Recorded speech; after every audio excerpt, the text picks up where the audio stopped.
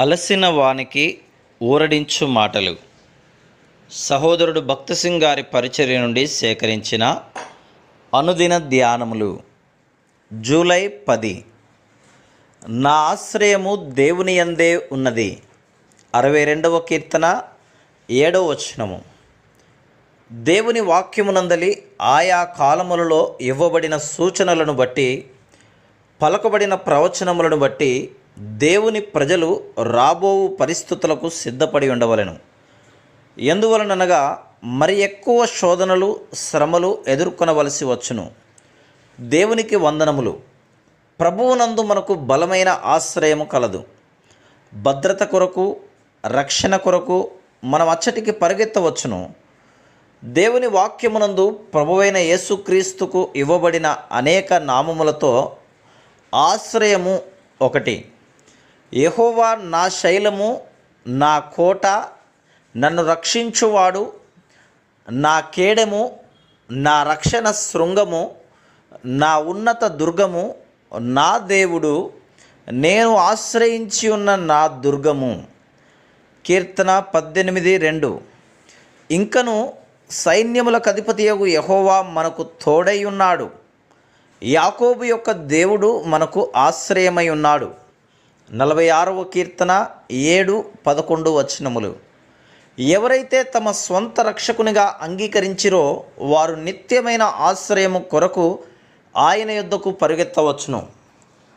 పాత నిబంధన కాలములో ప్రభువు యెహోషువతో 6 ఆశ్రయపురములను ఏర్పరచవలనని, పొరపాటున ఒక వ్యక్తిని చంపినవాడు ప్రతిహత్య చేయువాని చేతిలో పడకుండా ఆ పురములో చేరవలనని తెలిపెను. యెహోషువ 20:2-3 వచనములు. ఈ ఆశ్రయము కొద్ది కాలం వరకే, అనగా ప్రధాన యాజకుడు బ్రతికి ఉన్నంత వరకే. కానీ యేసుక్రీస్తు ప్రభువుతో మనము కలిగి ఉన్న భద్రత, ఆశ్రయము ఎన్నటెన్నటికి ఉండును. ఆ 6 ఆశ్రయపురములు కెదెషు, షెకెము, హెబ్రోను, బేసెరు, రామోతు, గోలాను అనునవి. ఈ పేర్లన్నీ మనము యేసుక్రీస్తు ప్రభువులో ఎట్టి భద్రతను కలిగి ఉన్నామో తెలుసుకొనుటకు సహాయపడును. మొట్టమొదటి ఆశ్రయపురం కెదెషు, అనగా పరిశుద్ధత అని అర్థం. కొందరు దేవుడు కొన్ని పాపములు మాత్రమే క్షమించగలడు, కానీ అన్నింటినీ కాదు. ఎందుకనగా అవి చాలా ఎక్కువగా ఉండవని తలంచుదురు. దేవుని ముందు నేనే విధంగా పరిశుద్ధముగా, నీతియుక్తముగా ఉండగలనని కొందరి హృదయములలో ఎడతెగని పోరాటం ఉండును. అందరితో సమాధానమును, పరిశుద్ధతయు కలిగి ఉండుటకు ప్రయత్నించుడి. పరిశుద్ధత లేకుండా ఎవడును ప్రభువును చూడడు. హెబ్రీ 12:14 అని. అదేవిధంగా మీ పరలోకపు తండ్రి పరిపూర్ణుడు గనక మీరును పరిపూర్ణులుగా ఉండెదరు. మత్తయి 5:48 అని చెప్పుచున్నది. మరలా నేను పరిశుద్ధులను గనక మీరును పరిశుద్ధులై ఉండుడి. పరిశుద్ధులుగా ఉండవలనని కోరికతో చాలామంది దాన ధర్మములు చేయుదురు, తీర్థయాత్రలకు వెలుదురు. కొంతమంది తమ శరీరములను బాధపరుచుకుందురు. రోమన్ క్యాథలిక్ వారు పరిశుద్ధ ప్రార్థన, హోలీ మాస్లో పాలిభాగము పొందిన ఎడల అన్నీయూ కాకపోయినను కొన్ని పాపములైనను క్షమింపబడునని తలంచుదురు. ఆ విధముగా చాలామంది పరిశుద్ధముగా ఉండవలనని అనేక విధములుగా ప్రయత్నించుదురు, కానీ ఇంకను దౌర్భాగ్యకరముగా అగుదురు. యేసుక్రీస్తు ప్రభువే మన పరిశుద్ధత. ఆయన మన అపరాధముల నిమిత్తము అప్పగించబడి మనము నీతిమంతులముగా తీర్చబడుటకై లేపబడెను. రోమా 4:25.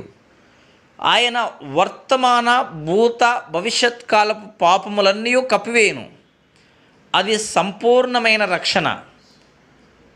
ఈ సత్యమును అనేక సంవత్సరముల తర్వాత మనము గ్రహించుదుము. దేవుడు దయగలవాడు కాబట్టి కొన్ని పాపములు మాత్రమే క్షమించును. మిగిలిన పాపముల క్షమాపణ కొరకు మనము ఉపవాసముండి ప్రార్థించవలను, లేక తీర్థయాత్రలకు పోవలను, లేక దాన ధర్మములు చేయవలనని సాతాను మన హృదయములో అనుమానం పుట్టించును. ఈ విధముగా వారు మోసగింపబడుదురు. 1 కొరింథీ 1:30 ప్రకారము ప్రభువైన యేసుక్రీస్తు మన పరిశుద్ధత, నీతి అయి ఉన్నాడు. ఆయన సంపూర్ణమైన రక్షణనిచ్చును. మనలో ఎవరము దానికి ఏదియూ చేర్చరాదు. ఆయన మన నీతి అయినందుకు ఎడతెగక ఆయనకు కృతజ్ఞతాస్తుతులు చెల్లించవలను. అప్పుడు దేవుని సమాధానము మనలోనికి వచ్చును. మనము పరిశుద్ధులముగా నగుదుము. Praise the lord.